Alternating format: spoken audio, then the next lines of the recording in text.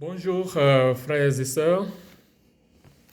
Je voudrais aujourd'hui vous présenter le contexte des prix que nous avons décidé de donner à quelques-uns de nos frères et sœurs d'Agbaou.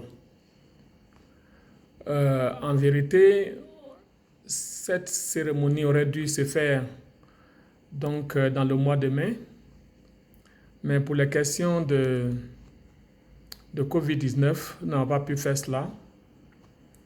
Et nous voulons quand même découvrir ces prix pour que les personnes qui les ont sachent qu'elles ont quelques prix aux récompenses de la part de F3DD et que plus tard, nous puissions leur donner leur prix.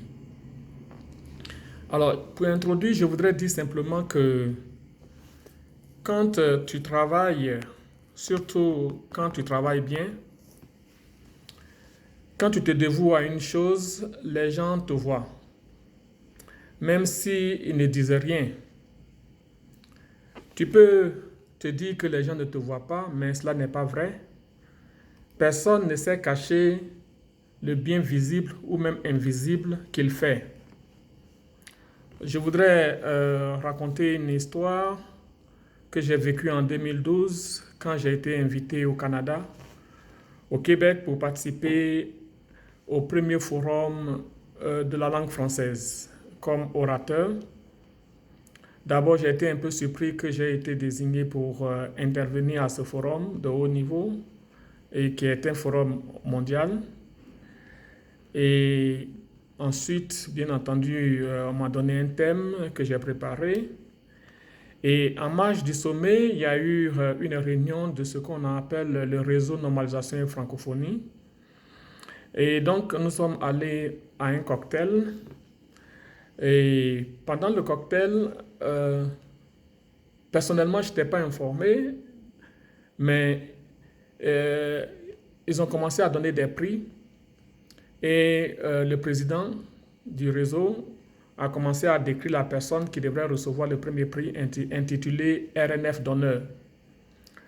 À certain moment, la description me ressemblait, mais bon, j'attendais de voir. Et à la fin, mon nom a été dit comme ayant été désigné comme étant le premier RNF d'honneur. J'ai eu des larmes aux yeux à la limite. Et c'est ce que nous voulons faire de même ici dans notre village. Oui, il y a des personnes qui ont travaillé, il y a des personnes qui ont donné de leur temps, de leur amour, de leur force pour aider les autres, pour faire connaître notre village, pour beaucoup de choses. Et nous avons décidé de leur dire merci, de leur exprimer notre reconnaissance, de les féliciter, de les encourager, de leur demander de continuer de se mettre au service du village.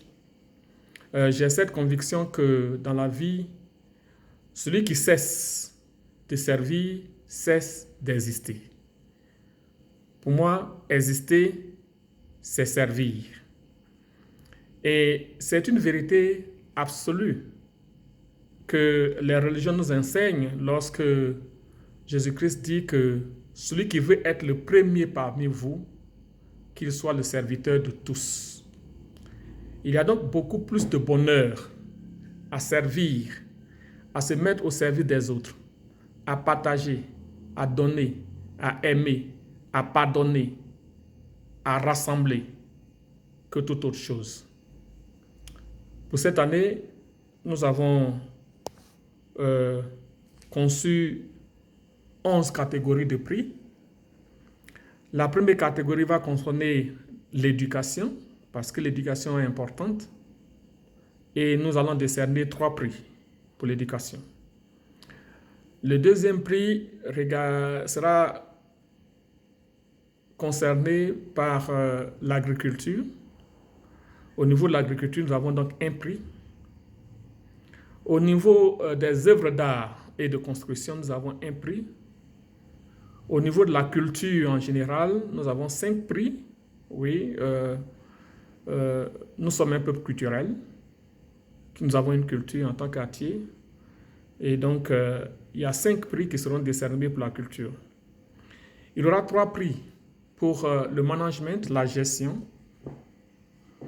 Il y a un prix pour la gouvernance, un prix pour le sport. Il y aura 2 prix sur les questions religieuses, la foi et les œuvres. Nous avons un prix pour la solidarité, le soutien mutuel et le partage. Nous avons un prix pour l'entrepreneuriat industriel.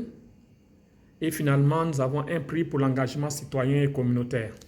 Voici donc l'ensemble des prix que nous allons donc décerner à une vingtaine de personnes dans le village qui, des années durant, ont témoigné de leur disponibilité à œuvrer pour l'avancement de notre village.